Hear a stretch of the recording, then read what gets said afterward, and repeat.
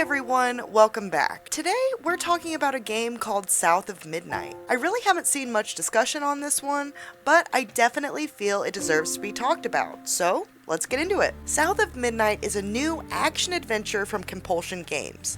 Explore the mythos and confront mysterious creatures of the Deep South in this modern folktale while learning to weave an ancient power to surmount obstacles and unravel your family's hidden path. It's currently available for PC and on Steam for $39.99. It is also available on Xbox and Xbox Game Pass for PC. The very first thing I noticed when I loaded into South of Midnight is the art style. It's very clearly a stop-motion animated art style that you don't see very often in video games. In fact, the only game that I can think of is called Harold Halibut, and they used claymation for the entire thing. That game is actually really cool how they made it and everything. If you don't know about it and that's interesting to you, definitely go check it out. As someone who truly loves the art of animation, stop motion included, I was so excited to see this because the initial cutscene looks very well done. Once I loaded into the game, however, it was clear that this style did not carry over to the gameplay. I was actually really confused at first because I thought maybe something was wrong with my settings. I spent way too much time fiddling in settings, going back and forth trying to figure out why in the world the environment was running at a steady 144 frames per second, while my character looked like she was running at about 15 frames per second. Eventually, I figured out this was a choice the developers made. In gameplay, there's a stop motion effect that's applied to your character. And this, my friends, is one of my biggest problems with South of Midnight. As it turns out, the cutscene in the very beginning of the game was actually done by Clyde Henry, who's famous for his stop-motion work. For that cutscene, he actually used real puppets, which is why the cutscenes read as real stop-motion work here. Then, once you hit gameplay, you end up in this weird, uncanny valley sort of situation, where everything around you and in the environment moves at a smooth and steady frame rate, except for you and the other characters. It feels so weird and off, and it just feels like you're getting a bad frame rate. And not only that, but there's even some times where your facial expressions are at a different frame rate than your body movements. Just the way they did this is very weird to me. And to be honest, it makes the whole stop motion thing kinda not work at all, in my opinion. If they wanted to do a stop motion game, they should have fully committed to making the game look stop motion. This feels like they had one foot in and one foot out, and they couldn't decide if they wanted to go stop motion with this or not at all. So we end up with something that seems half-assed as far as the stop motion thing goes. I could honestly spend a whole video talking about this topic, but this is a game review, so we're gonna have to move on to the gameplay and the rest of it. The good news is that you can turn that stop motion effect off in the settings, so I went ahead and did that because I honestly could not deal with it during gameplay. It just did not work for me. Once I turned off that stop motion effect, I was totally fine with the gameplay. So let's move on to talking about the gameplay and the rest. I really thought South of Midnight had an intriguing story. When a hurricane rips through Prospero, Hazel is pulled into a southern Gothic world of memory made real and must embark on a journey to rescue her mother and safeguard her hometown. Hazel must wield an ancient power to restore creatures and uncover the traumas that consume them along the way.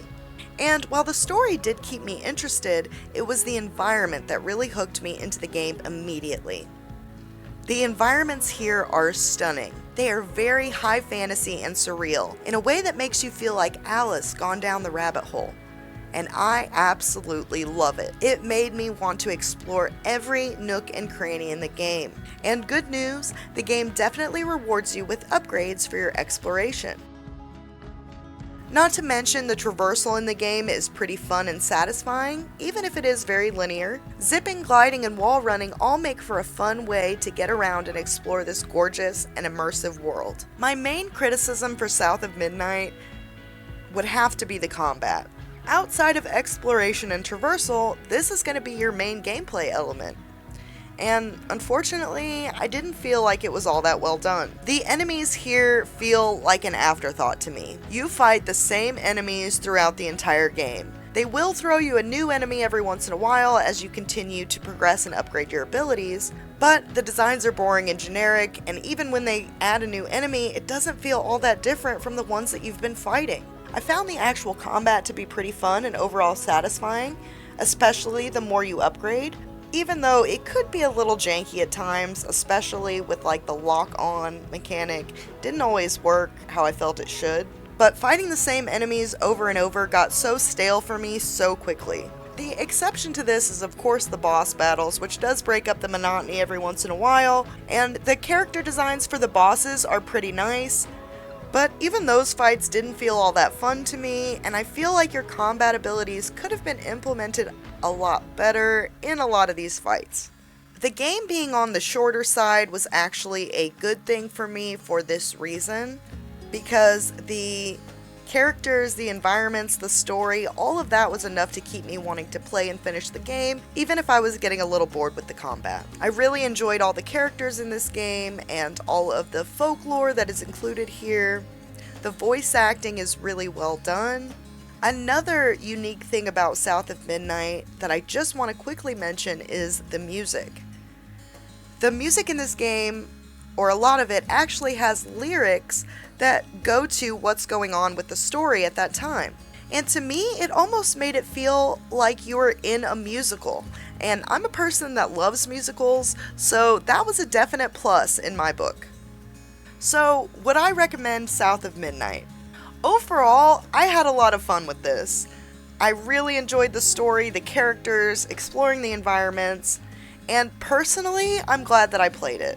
I think despite its flaws with the enemies and the combat, it was still worth my time. However, I will say that I did play via Game Pass, and I'm not sure if I could wholeheartedly recommend this game at its full price of $39.99. Keep in mind, you can finish this game in about 10 to 14 hours, so it is on the shorter side. I'd probably say wait for a bit of a sale on this one if you don't have Game Pass, but I want to know, what do you guys think?